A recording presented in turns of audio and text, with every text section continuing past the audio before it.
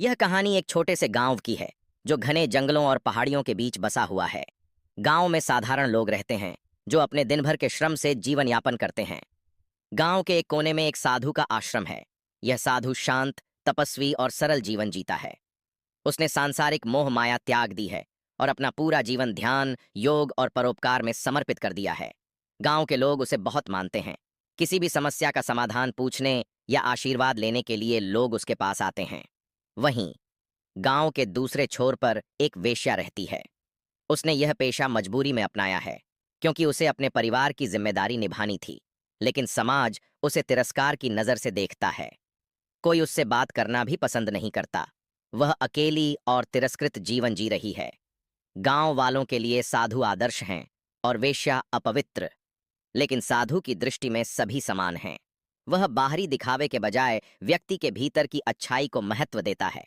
साधु को यह पता था कि वेश्या भी एक इंसान है जिसके पास भावनाएं और संघर्ष हैं। इसलिए वह मन ही मन उसकी पीड़ा को समझता था। यह गांव, जहां भेदभाव और तिरस्कार ने जड़ें जमा ली थीं, एक दिन एक अनोखी घटना का गवाह बनने वाला था। यह घटना न केवल साधु और वेश्या के जीवन को बदलने वाली थी, बल्कि पूरे गांव के सोचने के तरीके को भी। गर्मियों का मौसम अपने चरम पर था। गांव में कई महीनों से बारिश नहीं हुई थी और हर तरफ सूखे की मार दिखाई दे रही थी। खेत सूख चुके थे, कुएं और तालाबों का पानी समाप्त हो गया था। लोग बूंद बूंद पानी के लिए संघर्ष कर रहे थे। कई घरों में दिन भर पानी लाने के लिए लंबी दूरी तक पैदल चलना पड़ता था। इस संकट ने वेश्या को भी बुरी तरह प्रभावित किया। उसका घर गांव के किनारे पर था और वहां पानी की समस्या और भी गंभीर थी।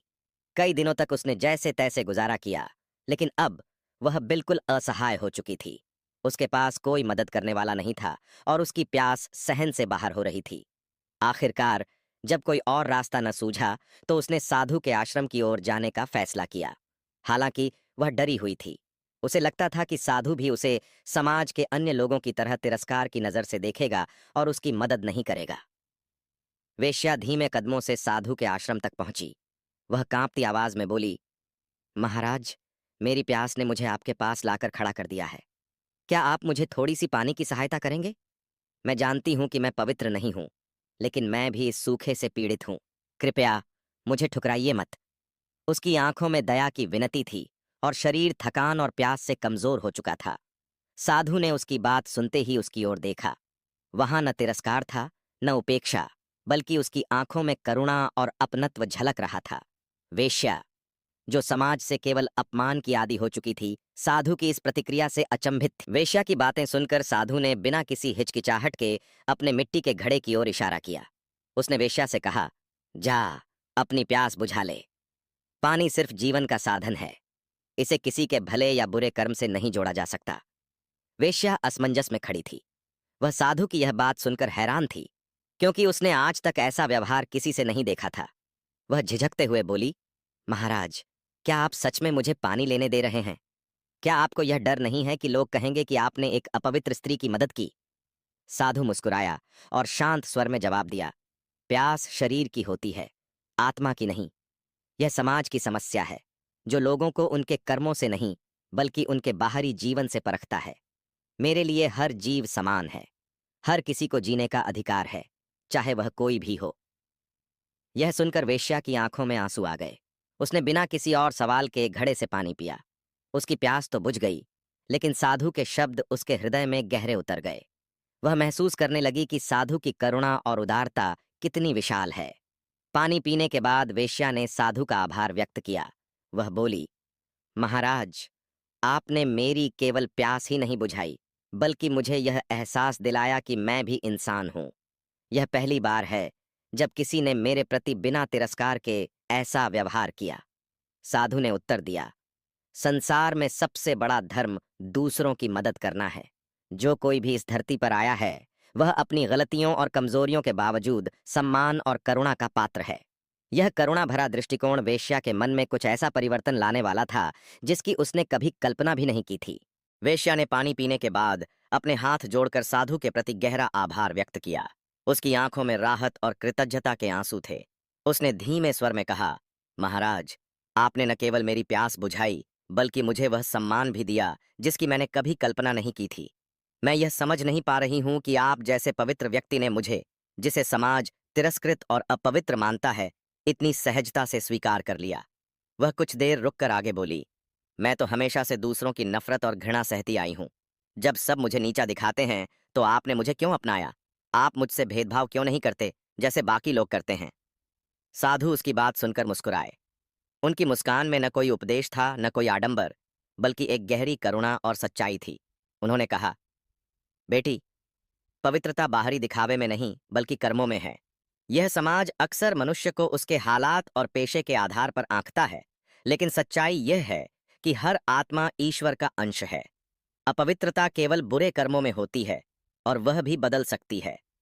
साधु ने आगे कहा, तुम्हें समाज ने जो पहचान दी है वह केवल एक छवि है।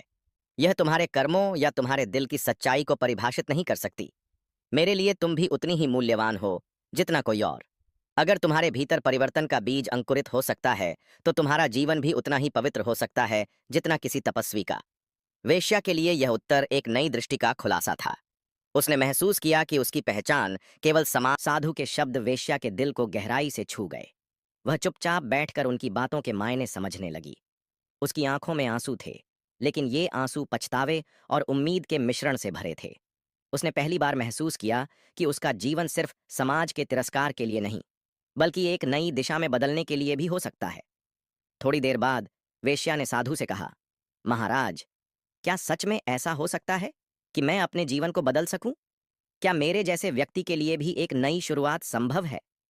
साधु ने उसके प्रश्न का उत्तर शांति और विश्वास के साथ दिया। बेटी, हर दिन एक नया आरंभ है। परिवर्तन एक पल में नहीं होता, यह धीरे धीरे होता है। अगर मन में सच्ची लगन और श्रद्धा हो तो हर आत्मा अपने अतीत के बोझ से मुक्त होकर प्रकाश की ओर बढ़ सकती है।